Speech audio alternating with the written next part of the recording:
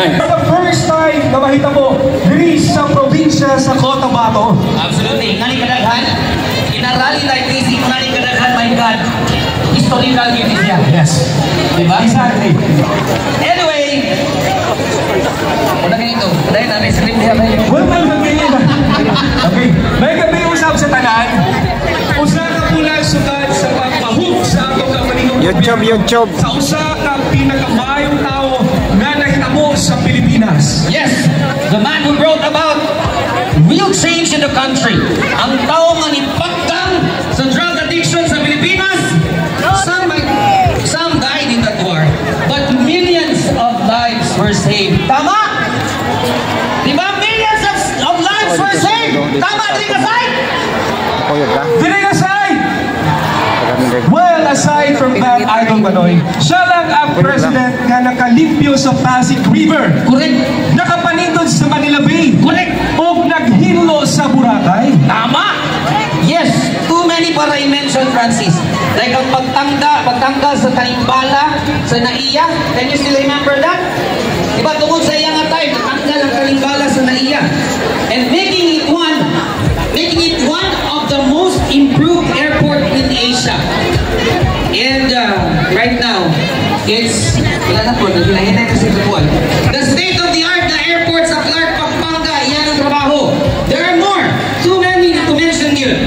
And, you know, just like that, matod pa sa tuwang mayor, diri sa Kinabawan, they give the most loved president to foreigners. The most loved president in the country to answer crimes defined by the same foreigners. Ano, sakit kayo, Francis? Yes, sakit dyan ka. Naghilak magkatong tayo? Yeah, grabe.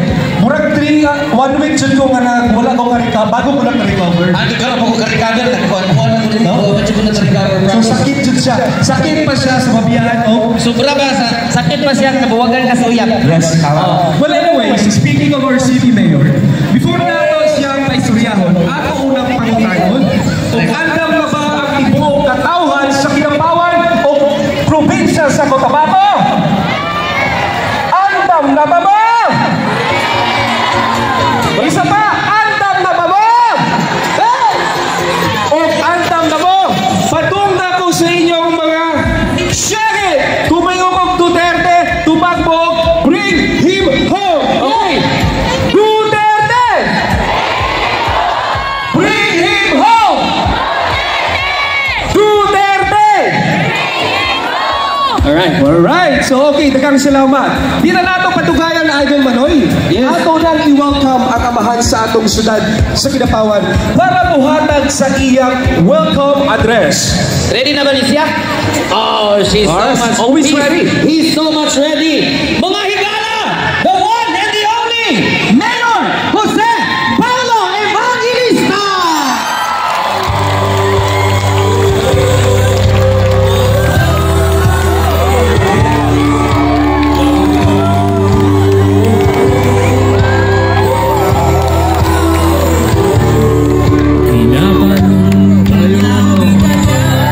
Mayong gabi, Cotabato Province! Sigurado ko patungtong na po sa stage, mas nigwapo ang inyo ang gabi. Salamat ma'am, I love you too. Niyata ka ron, nagkatigom para mohatag o tribute sa usa ka tawo nga daghag nahimo nga kaayuhan alang sa atuang nasod. But right now, our nation is at a crossroads.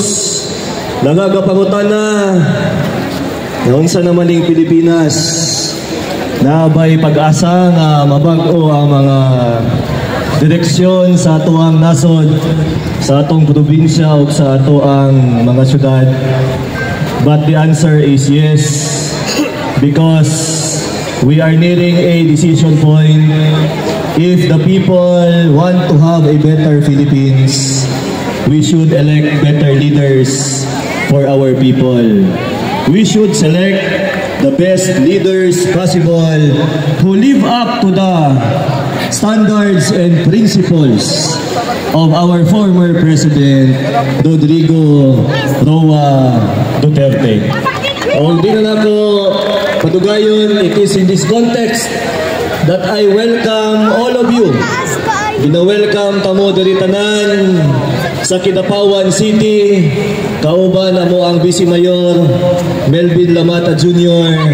A city that loves Tatay Digong so much. A city that yearns for Tatay Digong to come back home. And a city that will work so hard to bring back the Duterte brand of governance in the Philippines. Mabuhay ang Pilipinas! Mabuhay ang Kidapawan!